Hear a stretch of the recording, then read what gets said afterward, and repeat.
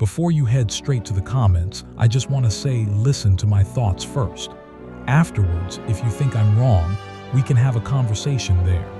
I'm open-minded and willing to hear every perspective, but these are my genuine thoughts on the game. I think the best place to start is with what most people are hyping up: the combat. And yeah, at first, it is great. The opening minutes hit hard. The visuals, the animations, that sense of speed and impact, I remember thinking, damn, this could actually rival Wuthering Waves. But then something strange happened. The longer I played, the more that initial excitement faded. The first 20 minutes had me hooked, but by the time I hit the 2-hour mark, I started feeling bored.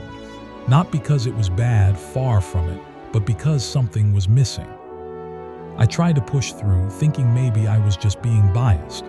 You know, that usual gacha burnout every creator loves to talk about. So I kept playing. Hours passed and I told myself, this is good. So why doesn't it feel good? Then it hit me. The combat in Duet Night Abyss has impact, but it lacks feeling. The hits look powerful, but they don't connect emotionally or mechanically the way you'd hope. It's like there's power without weight, flash without friction. It's especially noticeable with the bosses.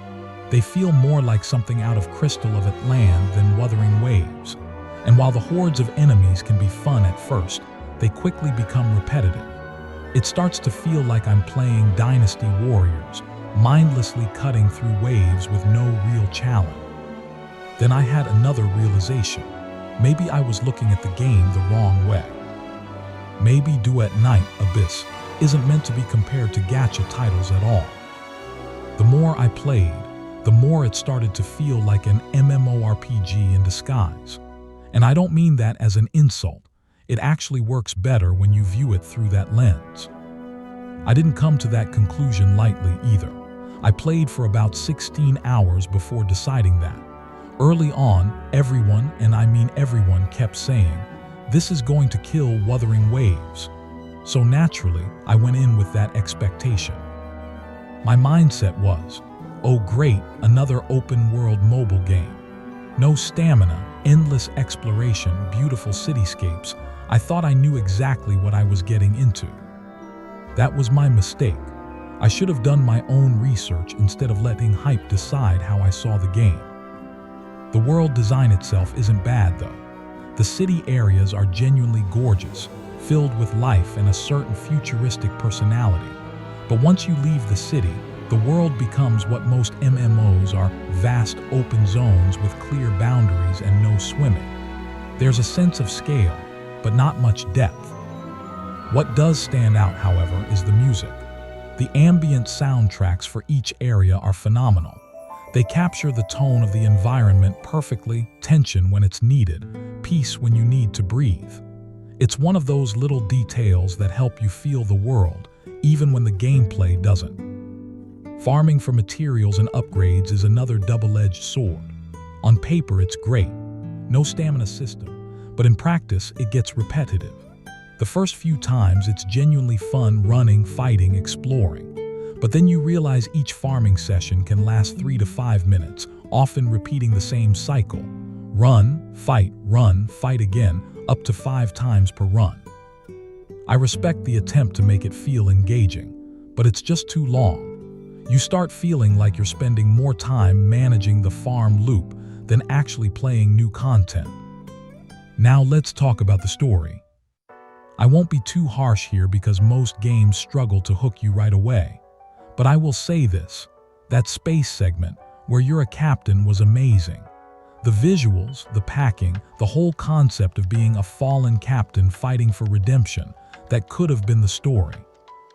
I did run into a few bugs, quests not updating, weird triggers, but it's a new game, so I can forgive that. What I can't stop thinking about, though, is how strong that intro into it was. Imagine if the whole story started there, you as a disgraced captain, trying to reclaim your honor by rising to power in a sprawling city we actually get to explore. Just thinking about that got me more hyped than anything else in the main storyline. But after that moment, the game returns to its more generic narrative flow.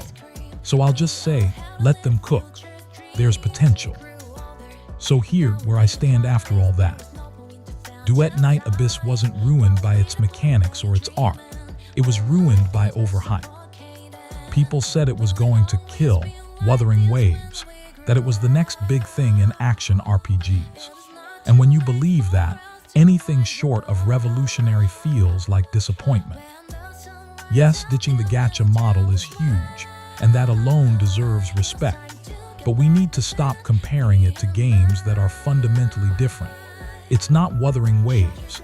It's not Honkai. It's closer to an MMO, and that's okay. The devs clearly care, and I think they'll keep improving it. There's potential for something special here, especially if they lean harder into the MMO side. The few moments I did share with other players were genuinely fun.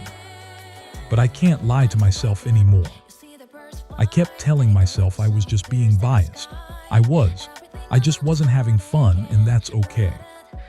If I had to rate it, I'd give Duet Night Abyss a 6.5 to 7 out of 10. Not bad by any means, but not as incredible as people claim. On the Play Store, it should be a 4, so seeing people give it a 2.3 honestly feels unfair. The devs and the game deserve better than that. I'll end it like this. Play what you enjoy, farm how you like. Have fun with the games that make you happy. But for me, Duet Night Abyss just isn't it. Shot your dream was splendid and shine.